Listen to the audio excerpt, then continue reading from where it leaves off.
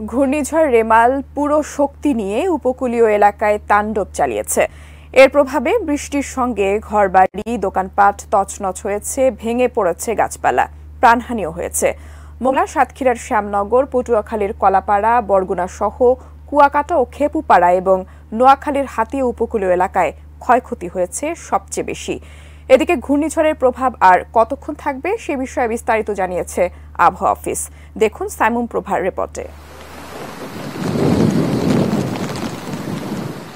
ঘূর্ণিঝড় রিমালের তাণ্ডব শুরু হয়েছে রাতেই। এর প্রভাবে দেশের বিভিন্ন জেলায় হালকা থেকে ভারী বৃষ্টিপাত হয়েছে, সঙ্গে চলেছে তীব্র ঝড়ো বা দমকা হাওয়া।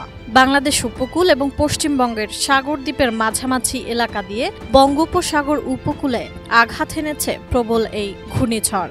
উপকূলের বিভিন্ন এলাকায় সৃষ্টি হয়েছে জলোচ্ছ্বাস, ফলে বাঁধ ভেঙে লোকালয়ে ঢুকেছে জোয়ারের পানি। এছাড়া ঝড়ের দাপটে ভেঙে পড়েছে কাঁচা ঘরবাড়ি ও গাছপালা।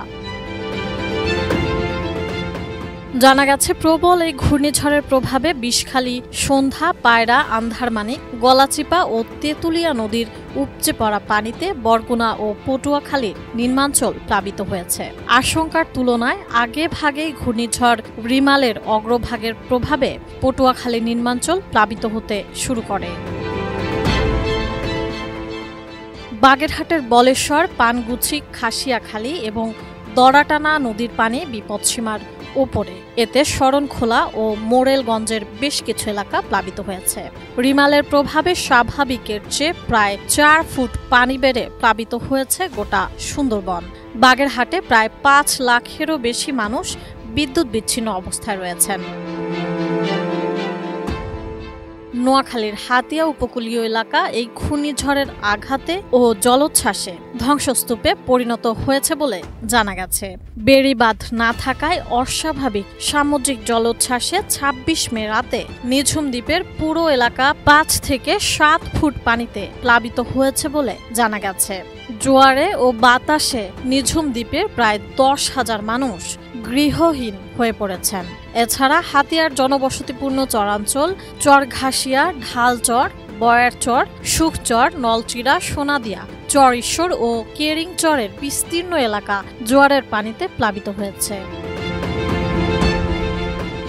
ডিজাইন, এলিগেন্স, বিউটি, সেরা পণ্য সবার জন্য জেভিকো।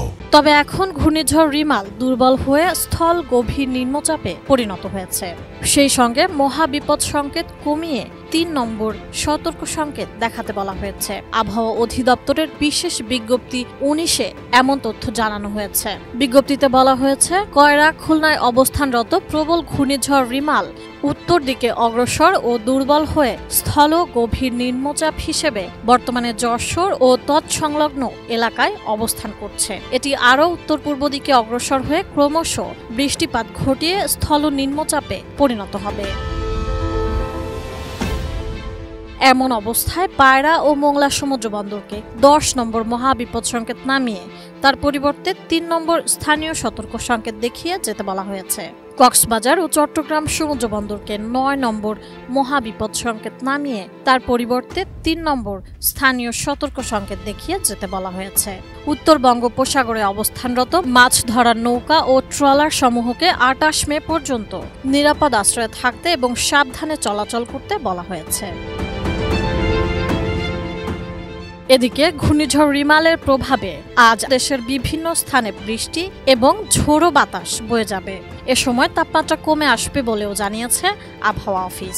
আজ সকালে আবহাওয়া অধিদপ্তরের আবহাওয়াবিদ মোহাম্মদ আবুল কালাম মল্লিক গণমাধ্যমকে এ তথ্য জানান। তিনি আরও বলেন, প্রবল ঘূর্ণিঝড় রিমাল 10টা অথবা 11টার মধ্যে সাধারণ ঘূর্ণিঝড়ে পরিণত হবে। এরপর এটি নিম্নচাপে পরিণত হবে। ঘূর্ণিঝড়ের প্রভাবে সারা দেশেই আজ বৃষ্টি হবে বলেও জানান তিনি। সাইমুম প্রভা, এটিএন নিউজ।